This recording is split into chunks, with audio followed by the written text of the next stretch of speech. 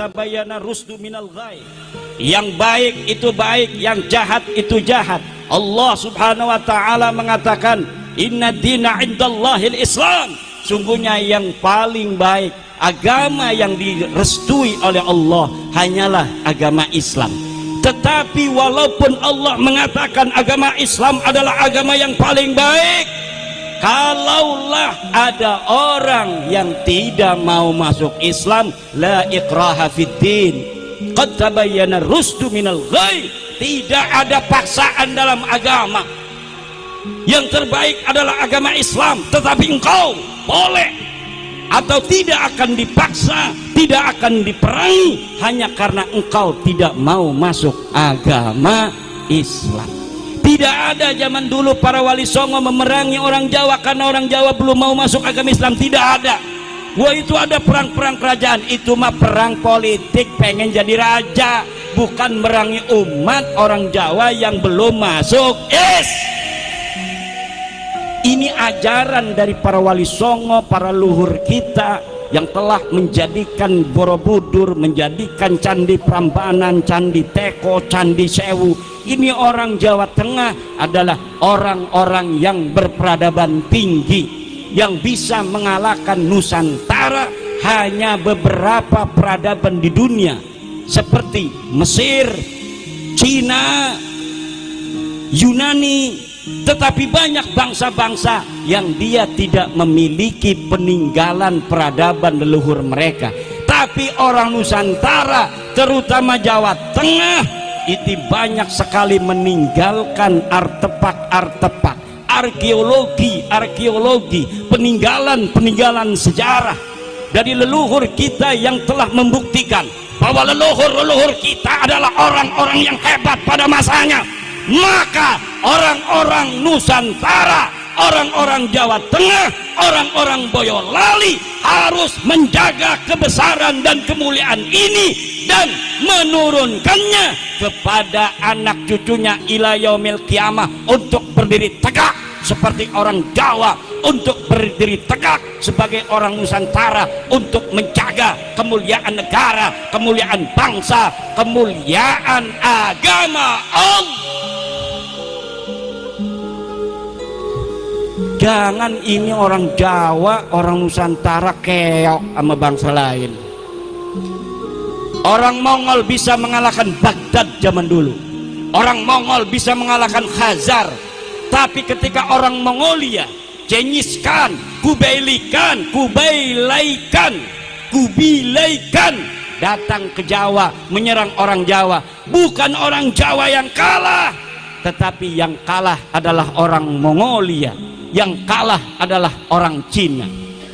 Kita dulu bangsa Nusantara bukan hanya menguasai daerah yang sekarang disebut Indonesia, tetapi daerah yang masuk ke Thailand Selatan, Filipina Selatan, Singapura, Malaysia dulu ada di bawah kerajaan Mojopahit. Itu punya orang Jawa, Mojopahit punya orang Nusantara. Maka kebesaran dari para leluhur kita harus dijaga oleh kita, harus dijaga oleh para ibu, menanamkan kepada anak-anaknya sifat-sifat besar, bukan sifat-sifat kecil.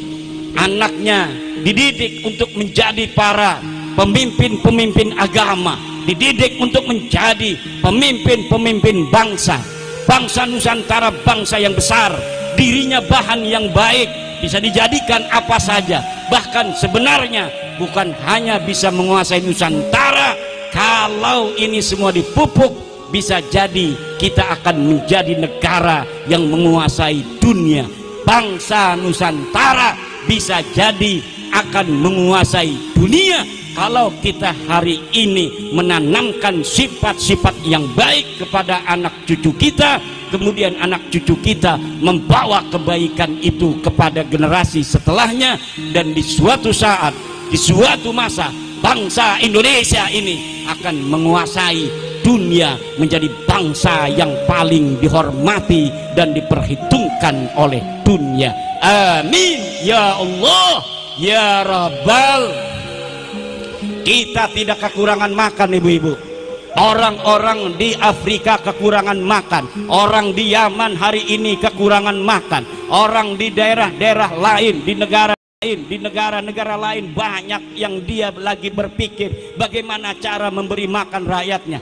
Tapi Indonesia ini, jangankan padi bisa ditanam di tanah Indonesia, bahkan korma yang hanya bisa tumbuh di Arab, kalau ditanam di Indonesia dia tumbuh, kemudian dia bisa berbuah. Inilah keramatnya tanah Indo. Nikel yang ada di dalam negeri Indonesia ini, di bawah tanahnya begitu kaya raya.